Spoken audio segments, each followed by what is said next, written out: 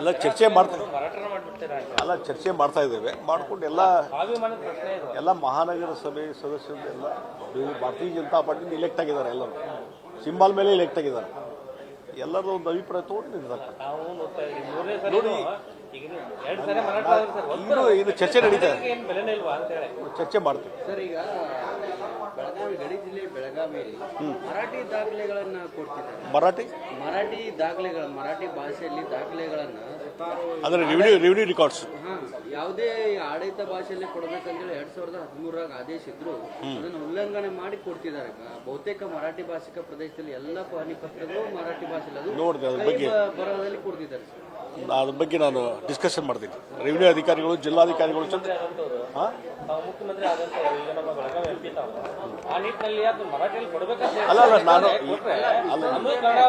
ಅಲ್ಲ ಅದಕ್ಕೆ ಏನು ಅಡ್ಮಿನಿಸ್ಟ್ರೇಷನ್ ಏನು ಸಮಸ್ಯೆ ಇದೆ ಆ ಜಿಲ್ಲಾಧಿಕಾರಿ ಜೊತೆ ಚರ್ಚೆ ಮಾಡ್ತೀನಿ, ಮಾಡಿಕೊಂಡು ಅದ್ರ ಬಗ್ಗೆ ನನ್ನ ಅಭಿಪ್ರಾಯ. ಸರ್, ಮತ್ತೆ ಮಹಾರಾಷ್ಟ್ರದಲ್ಲಿ ಮತ್ತೆ ಕರ್ನಾಟಕದ ಬಸ್ಗಳ ಮೇಲೆ ಕಲ್ಲು ತೂರಾಟ, ಬಾಟಲ್ ಎಸೆದು ಹೋರಾಟವನ್ನು ನಡೆಸಿದ್ದಾರೆ.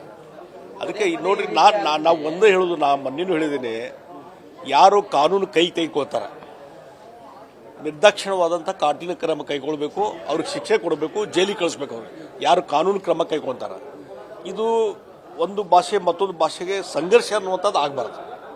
ಆ ರೀತಿಯಾದಂಥದ್ದು ಕಾನೂನು ಕೈ ತೆಗೆದುಕೊಂಡವ್ರಿಗೆ ಕಠಿಣ ಶಿಕ್ಷೆ ಕೊಡಲಿ ಅಂತ. ಕರ್ನಾಟಕದಲ್ಲಿ ಕನ್ನಡಿಗರು ಯಾರು ಪ್ರತಿಭಟನೆ ಮಾಡಿದ್ರೆ, ಹೋರಾಟ ಮಾಡಿದ್ರೆ ಅವ್ರ ಮೇಲೆ ಕೇಸ್ ಆಗುತ್ತೆ ಸರ್.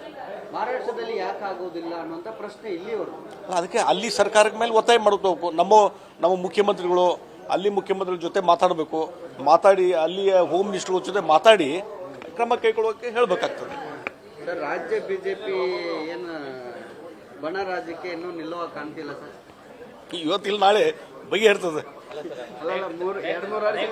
ಯಡಿಯೂರಪ್ಪ ಆಗಿರ್ಬೋದು, ನೀವು ಆಗಿರ್ಬೋದು, ಅನೇಕ ಹಿರಿಯ ನಾಯಕರು ಪಕ್ಷ ಸಂಘಟನೆ ಮಾಡ್ಕೊಂಡ್ ಬಂದ್ರೆ ಈಗ ಅದೊಂದು ಮನೆಯೊಂದು 3 ಬಾಗಿಲಾಗ್ಬಿಟ್ಟಿದೆ ನೋಡಿ. ಅದಕ್ಕೆ ಇಲ್ಲ ಅಂತ ನಾ ಹೇಳೋದೇ ಇಲ್ಲ, ಸಮಸ್ಯೆ ಇಲ್ಲ, ಅದರಿಂದ ನಮಗೆ ಮುಜೂರು ಆಗಿದೆ. ಅದಕ್ಕಾಗಿ ಈಗಾಗಲೇ ಹೈಕಮಾಂಡ್ ಗಮನಕ್ಕೆ ತೊಗೊಂಬಂದಿದ್ದೇವೆ.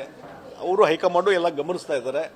ಆದಷ್ಟು ಬೇಗನೆ ಇದೊಂದು ಸಮಸ್ಯೆ ಇತ್ಯರ್ಥ ಆಗ್ತದೆ ಅಂತ ನಾವು ವಿಶ್ವಾಸ. 1.5 ವರ್ಷದಿಂದ ಹೈಕಮಾಂಡ್ ಗಮನಿಸ್ತಿದ್ದಾರೆ. ಯಾವುದೇ ಇದ್ರ ಬಗ್ಗೆ ನಾ ಇನ್ನೂ ಕಮೆಂಟ್ ಮಾಡ್ಲಿಕ್ಕೆಲ್ಲ ಮುಜುಗರ ಆಗಿದೆ ಡೆಫಿನೆಟ್ಲಿ.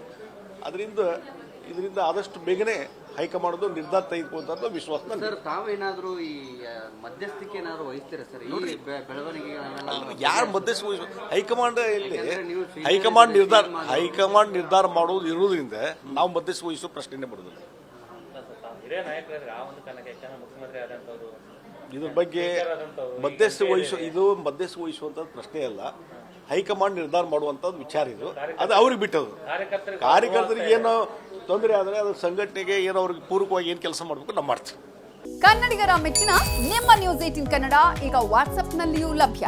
ಕರ್ನಾಟಕ ಮತ್ತು ದೇಶ ವಿದೇಶದ 360 ಡಿಗ್ರಿ ಸುದ್ದಿ ವಿವರವನ್ನ ನೀವು ನಿಮ್ಮ ಕೈ ಬೆರಳುಗಳಲ್ಲಿಯೇ ಪಡೆಯೋದಿಕ್ಕೆ ಈ QR ಕೋಡ್ ಅನ್ನ ಸ್ಕ್ಯಾನ್ ಮಾಡಿ. ನಮ್ಮ ಚಾನೆಲ್ ಅನ್ನ ಫಾಲೋ ಮಾಡಿ, ನೋಟಿಫಿಕೇಶನ್ ಆನ್ ಮಾಡಿ.